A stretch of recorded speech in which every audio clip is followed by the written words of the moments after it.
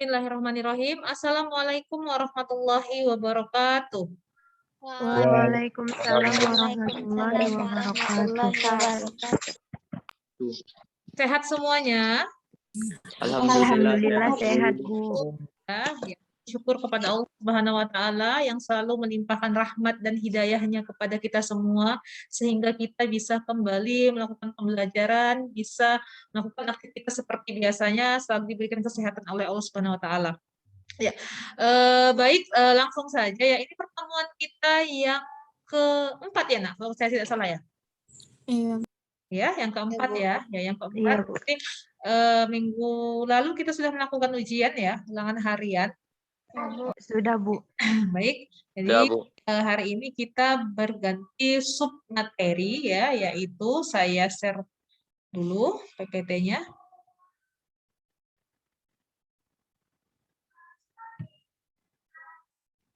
Nah,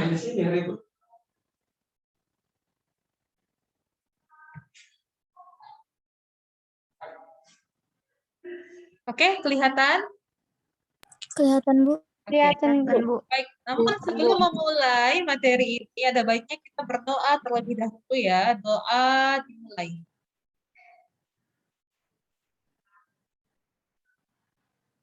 Doa selesai. Ya.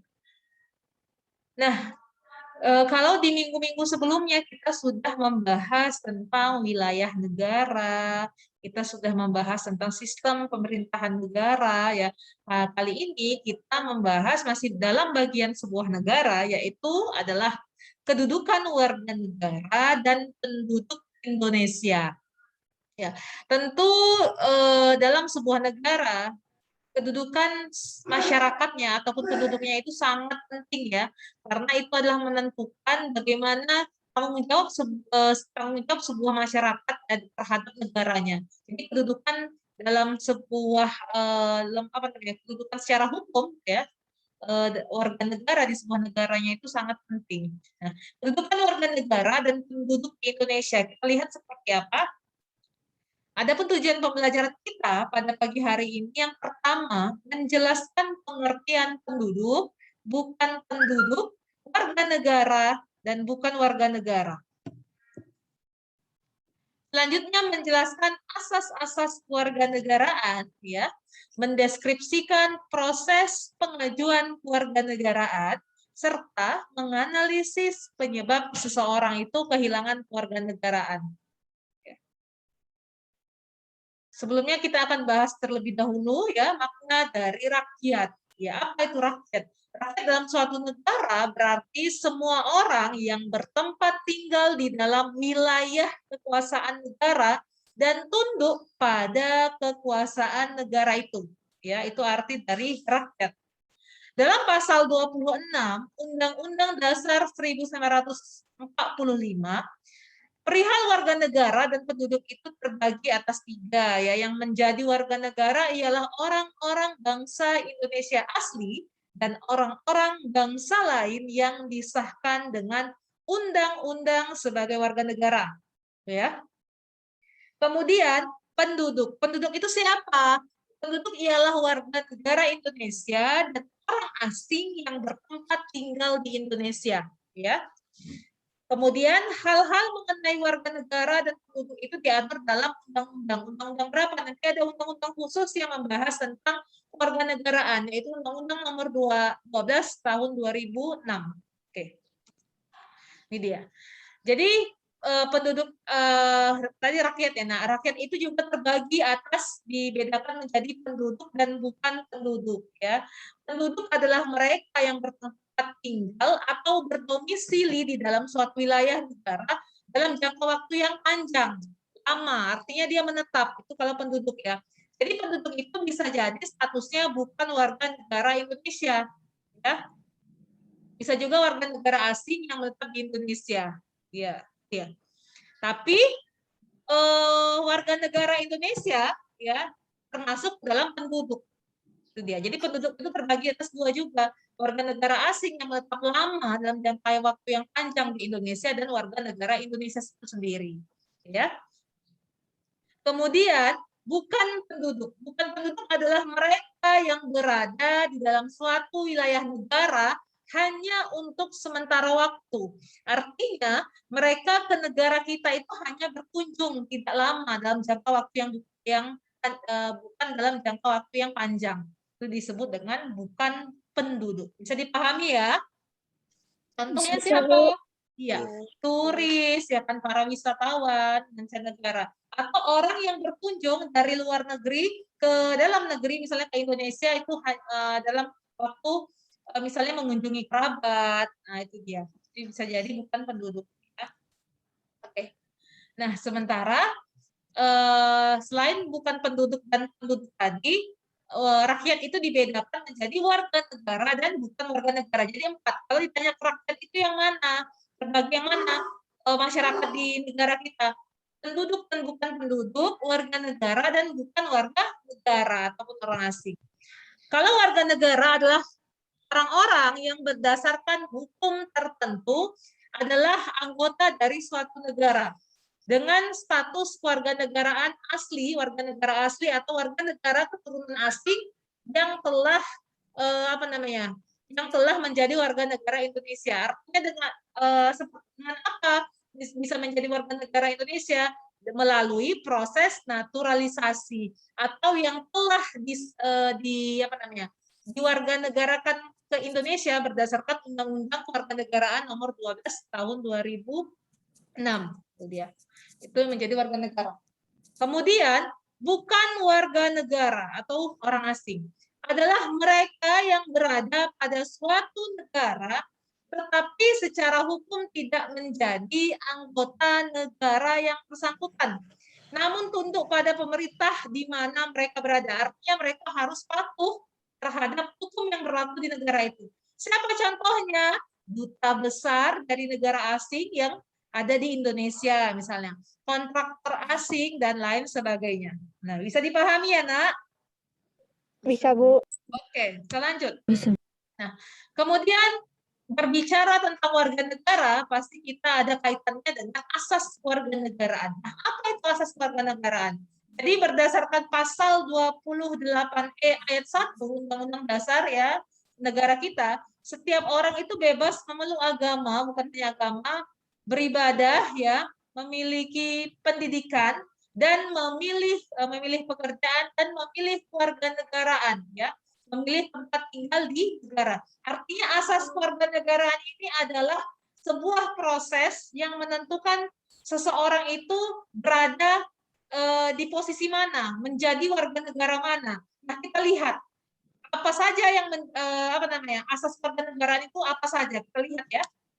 Nah, jadi penentuan kewarganegaraan dapat dibedakan menurut asas, 2 asas ini. Nah, jadi di negara belahan manapun ya di dunia ini ya, negara apapun itu mengakui 2 asas ini. Artinya memilih, bukan mengakui 2 asas ini dan memilih salah satu asas yang yang menjadikan nah, dengan asas ini di sebuah negara itu dapat mengetahui warga negaranya itu menjadi warga negara mana gitu ya.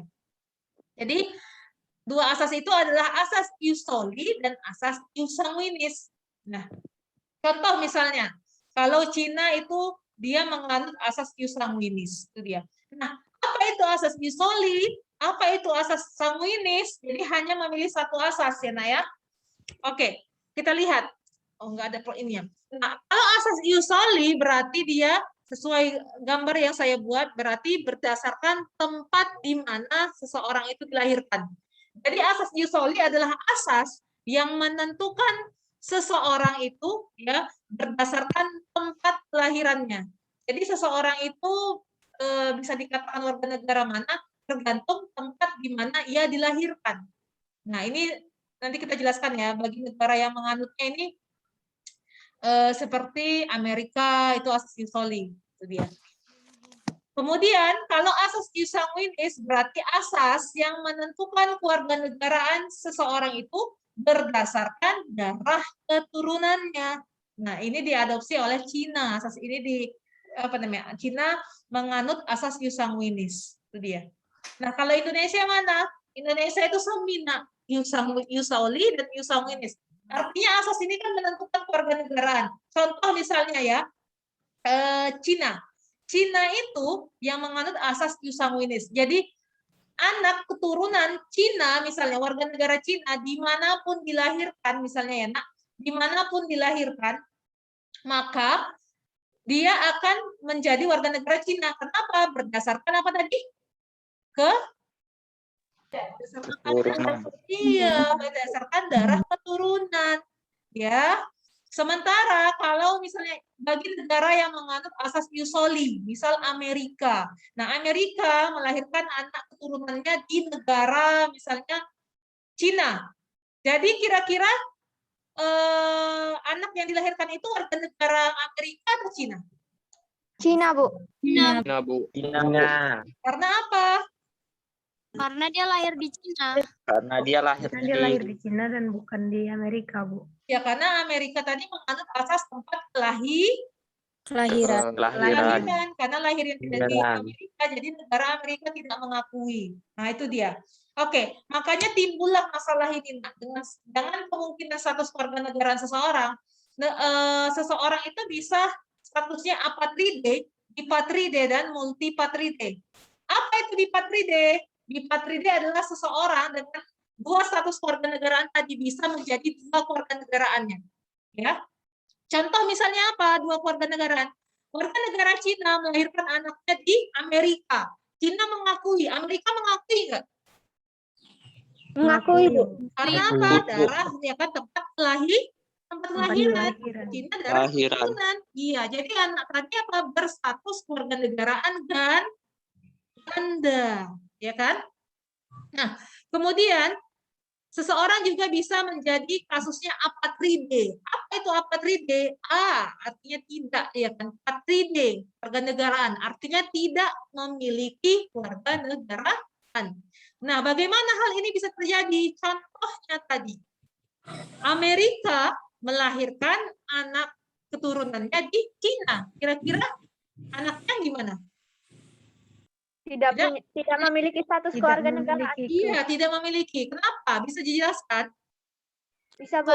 Nah, itu tadi Amerika memiliki asas tempat kelahiran, sedangkan anaknya itu lahirnya di Cina. Dan Cina memiliki asas dari keturunan, sedangkan itu keturunan dari Amerika, Bu. Benar sekali. Artinya anaknya tadi akhirnya tidak memiliki kewarganegaraan. Sana-sini negara tidak mengakui, ya kan? Kalau multipatride berarti multi artinya apa, Nak? memiliki banyak. Banyak. Artinya ini bisa terjadi misalnya status ibu dan ayahnya itu beda, menikah beda negara, ya kan? Contoh misalnya ibunya Cina atau ayahnya Cina, ya kan? Atau ayahnya Indonesia, ibunya Cina, misalnya melahirkan di negara Amerika. Nah, bisa jadi multipatride. Amerika mengakui karena tempat, Cina mengakui karena ayahnya, karena ibunya, ya kan? Indonesia karena Indonesia itu dia semi Iusoli dan Iusanguinis. Jadi kita dimanapun berlahir kita tetap diakui sebagai warga negara Indonesia dimanapun itu dia. Jadi Indonesia juga mengakui. Jadi bisa jadi anak tadi multipatride banyak banyak kewarganegaraannya. Iya. Jadi itu dia. Nah, jadi inilah yang dikhawatirkan. Maka dari itu Indonesia merevisi asas kewarganegaraan ya berdasarkan Undang-Undang Kewarganegaraan. Ini dia. Jadi menurut Undang-Undang Republik Indonesia nomor 12 tahun 2006 tentang kewarganegaraan, maka Indonesia bukan hanya mengambil dua asas itu tadi, tapi dia bisa menambahkan merevisi asas, ada tambahan ya, dua asas tambahan. Artinya apa? Karena melihat kondisi dan situasi, jadi bisa memungkinkan anak itu nanti memilih. Jadi asas Iusanguinis berdasarkan keturunan, asas Iusoli berdasarkan tempat kelahiran, dan asas kewarganegaraan tunggal. Jadi menentukan satu asas bagi setiap orang. Dan asas kewarganegaraan ganda terbatas ini bagi ibu bapak yang menikah beda negara. menentukan kewarganegaraan ganda bagi anak sesuai ketentuan yang diatur dalam undang-undang. Artinya, setelah dewasa, setelah 17 tahun atau sudah menikah dianggap dewasa, anak bisa memilih sendiri kewarganegaraan mana. Itu dia. Mau kewarganegaraan asal negara tempat dia dilahirkan atau berdasarkan ibu ataupun bapaknya. Bisa dipahami? Bisa, Bu. Ya. Karena apa? Nah, kalau kita hanya berpatokan pada dua asas itu tadi, ya seperti negara hanya satu asas bagi satu negara, akan terjadi masalah ya kan, apatride, bipatride, dan multipatride. Makanya dengan itu tadi kita secara hukum sudah dimanapun dilahirkan, kita tetap menjadi warga negara Indonesia, pribumi asli. Nah, tetapi bagi orang-orang yang misalnya warga negara yang menikah dengan warga negara asing, nah ini dia bisa memilih, anak tadi bisa memilih dengan merevisi undang-undang kewarganegaraan itu sendiri. Itu ya. Oke, waktunya sedikit lagi ya, Nak.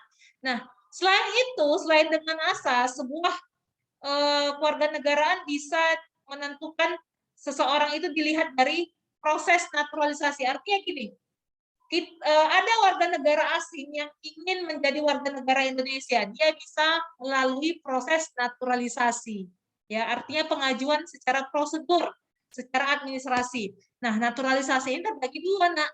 Ada biasa dan istimewa. Nah, kalau biasa seperti apa? Kalau biasa berarti seseorang itu bisa mengajukan permohonan secara normalitas. Artinya contoh dengan syarat-syarat yang telah diberikan oleh Dewan Imigrasi. Contoh misalnya, telah berusia 18 tahun atau sudah kawin yang telah ditentukan oleh pemerintah ya.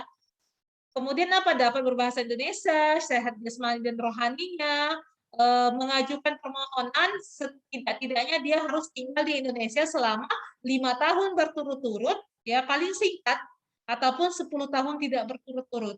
Dan yang sampai ke 8 poin ini ya, Nak, itu secara biasa. Nah, artinya apa? Kalau secara biasa berarti banyak prosedur yang harus dilalui. Nah, tetapi kalau istimewa, dia berarti kalau jalur pintas. Nah, bagaimana naturalisasi istimewa ini? Jadi berdasarkan Undang-Undang ya nomor 20, pasal 20 Undang-Undang Republik Indonesia, sesuai Undang-Undang Kewarganegaraan, jadi naturalisasi istimewa ini diberikan kepada orang asing yang telah berjasa kepada negara kita. Siapa kira-kira contohnya, Nak? Ada warga negara asing yang bisa berjasa terhadap negara kita. Saya tanya, kira-kira profesinya apa ya? Profesi orang asing yang bisa berjasa di Indonesia. Artinya dia akan mudah bisa mendapatkan proses naturalisasi istimewa. Siapa kira-kira? Dosen, Bu, atau dokter gitu, Bu. Misalnya yang diambil dari luar negeri gitu, Bu. Duta, Bu. Duta? Ada yang lain? Tentara, Bu. Tentara dia tidak boleh dari warga negara asing. Wajib dari negara Indonesia, TNI. Kerja tambah emas di Freeport. Bahasa Inggris, Bu. Apa, Nak? Bahasa yang apa? Pertukaran, Bu. Pertukaran. Kalau pertukaran berarti ini sementara ya kan? Ada lagi. Atlet, ya kan, Nak? Profesi atlet ya itu memungkinkan ya warga negara asing itu bisa mengharumkan nama Indonesia. Contoh misalnya pemain sepak bola, siapa? Yang kalian tahu? Masih berwarga negara asing. Gonzales. Iya. Dulu Gonzales itu, Nak, masih warga negara Argentina ya, kalau saya tidak salah ya. Sekarang udah warga negara Indonesia karena dipermudah itu tadi, dan dia juga menikah dengan warga negara Indonesia ya kan. Jadi atlet itu atlet sewaan dari negara asing yang misalnya disewa di Indonesia dan dia mengikuti kompetisi membawa nama Indonesia gitu ya, misalnya di klub bola atau apakah itu. Nah, ketika menang misalnya mengharumkan nama bangsa, maka dia dengan mudah bisa mendapatkan proses naturalisasi istimewa, dipermudah dia prosesnya. Namun ada penawaran, artinya kalau memang dia mau menjadi warga negara Indonesia, dia harus melepaskan warga negara sebelumnya. Itu dia. Jadi nggak boleh dua-dua. Jadi Indonesia itu hanya memperuntukkan warga negaranya hanya satu warga negaraan saja di Indonesia, kecuali orang tua yang beda campuran, yang menikah beda warga negara. Tetap kalau sudah lahir anaknya harus memilih mau warga negara bapaknya atau warga negara misalnya ibunya Indonesia, atau bapaknya Indonesia, mau pilih yang mana. 17 tahun dia harus pilih. Bisa ya kira-kira ya? Iya. Oke, Bisa, Bu. lanjut. Nah, ini dia penentuan status kewarganegaraan juga menggunakan sel-sel aktif. Nah, sel-sel aktif ini ya, artinya melakukan tindakan hukum tertentu secara aktif. Inilah yang dinamakan naturalisasi biasa tadi. Kalau sel-sel pasif tanpa harus melakukan tindakan hukum tertentu, ini yang dinamakan tadi dengan naturalisasi istimewa. Nah, kemudian seseorang itu bisa menggunakan haknya. Ada hak opsi, ada hak repudiasi. Kalau hak opsi adalah hak untuk memiliki suatu kewarganegaraan. Nah, jadi ini adalah hak kita sebagai warga negara untuk memilih kewarganegaraan. Jadi ini bisa dikatakan, kenapa katanya sel-sel aktif, berarti ini masuk ke dalam proses naturalisasi biasa. Kalau hak repudiasi adalah hak untuk menolak atau suatu kewarganegaraan. Nah, kenapa dibilang sel-sel pasif? Ini masuk ke dalam naturalisasi istimewa. Bisa dipahami kira-kira, nah? Artinya repudiasi ini menolak dia. Kalau dikasih misalnya dia jalur pintas tadi istimewa, dia mau nggak? Kalau nggak mau ya dia nggak tidak menerima, berarti tetap dalam kewarganegaraan sebelumnya. Bisa dipahami? Bisa, Bu, bisa. Bisa, Ya. Bu. Oke. Jadi peraturan perundang-undangan yang mendukung tentang kewarganegaraan ini ada berapa banyak peraturannya? Ada 4 poin. Nanti bisa dibaca lagi ya, karena mengingat waktu kita juga. Karena sebenarnya materi ini agak panjang. Nah, jadi kedudukan warga negara di Indonesia ya sangat penting statusnya terkait dengan hak dan kewajiban kita. Karena hak dan kewajiban ataupun warga negara itu menentukan hak kewajiban kita sebagai warga negara. Ya, jadi sangat penting. Kalau penduduk tidak ada hak dan kewajibannya, tapi warga negara ada hak dan kewajiban kita. Itu dia. Jadi sangat penting kedudukan itu. Itu ya. Kemudian dalam kewarganegaraan ini ada juga penyebab hilangnya kewarganegaraan yang berdasarkan Undang-Undang Nomor 12 Tahun 2006. Apa saja? Memperoleh kewarganegaraan lain atas kemauan sendiri, ya, dinyatakan hilang kewarganegaraan oleh presiden, ya, karena memang permohonannya sendiri, masuk dalam dinas tentara asing tanpa izin, ya. Ini banyak, ada beberapa poin bisa dilihat. Jadi seorang itu bisa kehilangan kewarganegaraan karena misalnya melanggar poin-poin yang telah dinyatakan ini, ya. Oke. Nah, sampai sini ada yang bertanyakan tentang status kewarganegaraan ini, Nak? Ada? Halo, kelas 10. Iya, Bu. Saya, Bu.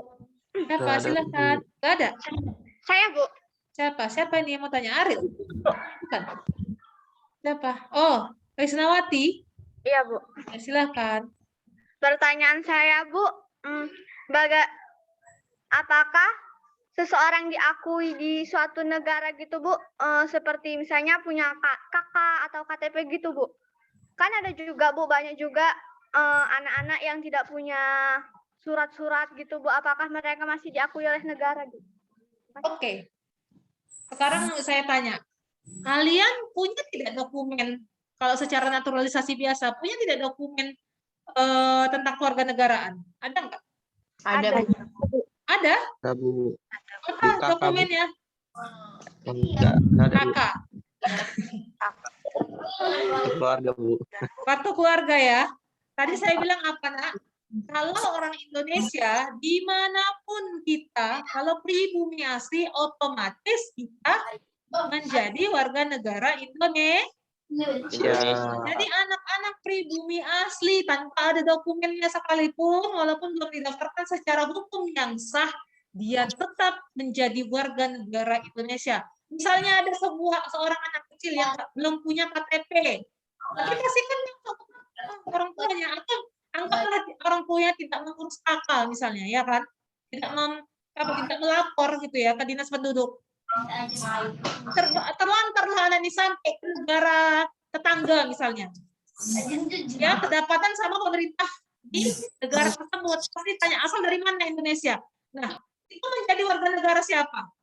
Pasti tetap menjadi warga negara Indonesia, ya kan? Pasti pemerintah kita dihubungi ada anak pelantar misalnya, dan membuat kekacauan pula misalnya di negara orang. Nah, kita sebagai pemerintah kita pasti bertanggung jawab karena Indonesia itu pribumi aslinya melahirkan anak dimanapun tetap diakui menjadi warga negara Indonesia. Itu dia. Jadi pahami Rismawati, jadi tanpa walaupun kita belum punya kakak resmi, KTP gitu dia. Itu kan secara hukum saja, nak. Artinya kalau kita belum perlu apa-apa, kita nggak ada surat-surat administrasi, kita yang sulit gitu dia. Tapi warga negara tetap diakui warga negara Indonesia. Bisa kira-kira dipahami, Risna? Bisa, Bu. Oke, ada lagi, nak?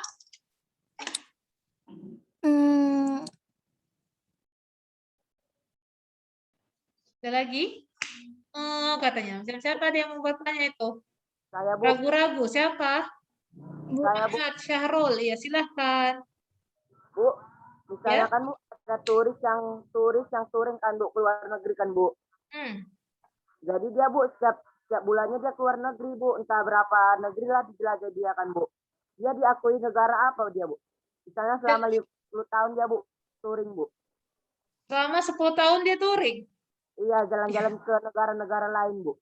Iya, kalau dia touring selama ke negara lain dalam sebulan ini berapa kali? Misalnya masih ada pulang-pulang ke rumahnya, tetap menjadi warga negara asal dia lah, nak. Karena kan itu tadi prosedurnya jika warga negara asing mau menjadi warga negara Indonesia, baru mengikuti prosedur yang kita bilang tadi. Prosedur ini. Mana dia? Salah. Oh, ini dia. Nih, kalau misalnya ada warga negara asing mau menjadi warga negara Indonesia, dia setidak-tidaknya harus tinggal di Indonesia 5 tahun berturut-turut atau paling singkat 10 tahun tidak berturut-turut. Kalau kasusnya warga negara asing tadi dia mau touring kemana saja, ya tergantung prosedur dari negaranya itu gimana, ya kan? Jadi disesuaikan tergantung oleh negara masing-masing. Ini negara kita, misalnya si B, misalnya si apa ya namanya, si Beni misalnya mau menjadi warga negara Indonesia, ya dia harus mengikuti prosedur ini, gitu dia. Nah, itu ya, nak, bisa dipahami kira-kira ya. Bisa, Bu. Ada lagi? Kalau tidak ada kita tutup saja. Kalau ada lagi Saya- silakan satu orang lagi, silakan satu orang lagi ya, nak. Karena waktu Saya, Iya. Bu. Iya, oke. Fadlin. Kalau seandainya kan, Bu, ada seorang anak lahir di luar negeri, tapi orang tuanya berbeda negara. Contohnya, negaranya sebutkan langsung. Contoh, seorang anak lahir di Malaysia, tapi ibunya orang Indonesia, ayahnya orang Malaysia. Dia itu kewarganegaraan apa, Bu? Nah, itulah tadi dia. Kalau di Indonesia, ibunya orang Malaysia atau ibunya orang Indonesia? Ibunya. Ibunya orang Malaysia. Enteng mana, Bu? Oke lah, anggaplah misalnya salah satu ya, bapaknya orang Indonesia, ibunya orang Malaysia, misal ya kan. Apalagi kita, nah kalau kita bapak, kita otomatis diakui warga negara kita, karena kita sistem patriali. Jadi artinya apa? Patriali itu adalah mengikut garis keturunan bapak. Nah, kalau kasusnya seperti itu, anak nanti diakui juga di Indonesia. Malaysia juga bisa jadi mengakui, misalnya ya kan, anggaplah Malaysia menganut asas islaminis misalnya, ya. Nanti anak setelah 17 tahun dia boleh memilih mau ikut warga negara mana. Ada artis Rianti Cartwright tadi anak Rianti ya. Rianti itu kan ibunya orang Indonesia, ayahnya orang Jerman kalau nggak salah atau Inggris ya. Nah, tapi setelah menikah dia mengikut dari warga negara ibunya, artinya mendaftarkan dirinya untuk menjadi warga negara Indonesia. Dulu sempat dideportasi dia, karena apa? Sampai besar dia belum memilih warga negaraan, akhirnya mau dipulangkan ke negara asal. Karena ayah, yang paling penting itu ayah, karena ayah itu kan sebagai kepala rumah tangga gitu dia. Jadi dianggap dia itu karena tidak daftar menjadi warga negara, ikut warga negara ayahnya. Mau dideportasi, mau dipulangkan, akhirnya apa? Dia ngurus gitu kan secara administrasi dan sekarang menjadi warga negara Indonesia. Jadi setelah 17 tahun, anak boleh memilih Atau misalnya setelah menikah, karena kalau sudah kawin dianggap telah dewasa gitu dia. Bisa dipahami, Fadlin? Ya. Oke, ada lagi? Kita tutup aja ya, Nak. Karena nanti kan ada Saya, yang masuk Bu. lagi. Siapa? Saya ini kan siapa? Saya, gurunya? Bu. Tunggu, setelah ini belajar sama siapa? Setelah ini belajarnya sama siapa gurunya, Nak? Sama saya. Siapa? Biologi. Biologi sama siapa? Bu Rida. Oh, Bu Rida. Saya khawatirnya nanti Bu Rida lama nunggu. Siapa yang mau bertanya? Cepat. Oke, satu orang lagi cepat ya, Nak. Saya, Bu. Ya, silahkan Muammar. Kalau saya mana, Bu? Apa, Nak? Yang tinggal lama di luar negeri gitu. Putus ya suara kamu, Nak. Ulangi lagi. Kayak TKW atau TKI, Bu, yang di luar negeri Iya, iya, Nak. tinggal bertahun-tahun gitu. Oh, Itu kalau itu kan kewarganegaraannya masuk kemana? iya. Kalau TKI dia kan secara hukum dia jelas, Nak, ya. Entah itu anggap aja lah misalnya TKI yang ini ya. Kalau TKI yang non legal misalnya ya. Kalau yang legal pasti dia secara jelas dia akan mendaftar ke kedutaan Indonesia dulu yang di negara tempat di mana dia bekerja. Artinya dia hanya mengurus visa. Gitu ya. Biasanya kan tidak kalaupun lama misalnya 2 tahun nanti urus lagi. Kan seperti setiap tahun mereka akan urus ada laporan. Kalau itu dia aman, Nak, menjadi warga negara Indonesia karena dia tiap tahun itu pasti ada laporan. Tapi yang non legal inilah yang disangsikan. Kenapa? Yang pertama, negara nggak tahu kalau dia daftar ke sana. Kalau ada apa-apa secara hukum, ada kejahatan kriminalitas di negara tempat dia bekerja, negara juga susah untuk untuk mau bertanggung jawab membela gitu ya. Karena itulah kalau kerugian orang yang bekerja tapi dia tidak legal. Bisa dipahami ya? Sabu. Oke, Nak. Ya, kalau ada lagi yang mau bertanya bisa didiskusikan di forum diskusi atau langsung ke WA saya, boleh ditanyakan. Terima kasih untuk hari ini ya, aktif semuanya. Ya, mudah-mudahan kalian juga aktif dalam mengerjakan tugas kita di psikologi. Terima kasih, saya akhiri dengan alhamdulillahirrahmanirrahim. Assalamualaikum warahmatullahi wabarakatuh. Waalaikumsalam warahmatullahi wabarakatuh.